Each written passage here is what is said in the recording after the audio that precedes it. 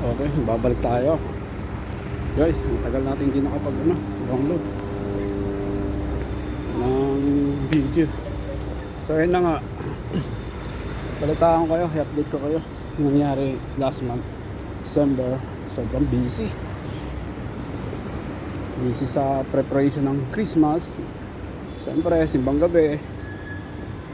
Then after that, ng Christmas, celebration naman ng New Year. So nung New Year namin sinelebrate yung Japan sa Christmas, exchange gift yun, masaya naman. Pero mas lang sumaya ako nung may nangyari nung 21, December 21. So hindi ko na lang may mention dito kasi yun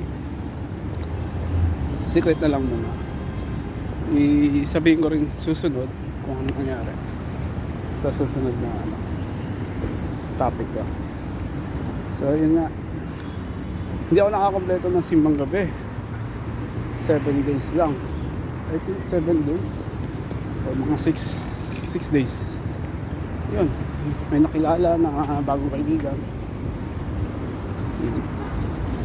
Tsaka ayun, after nung nakompleto nila yung simbang gabi, last na simbang gabi namin, dumiretso kami sa Jollibee, yung sa kabilang kalsada. Doon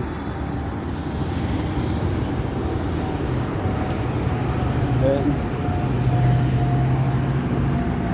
yun na, nag-jam kami. Sobrang saya namin nun.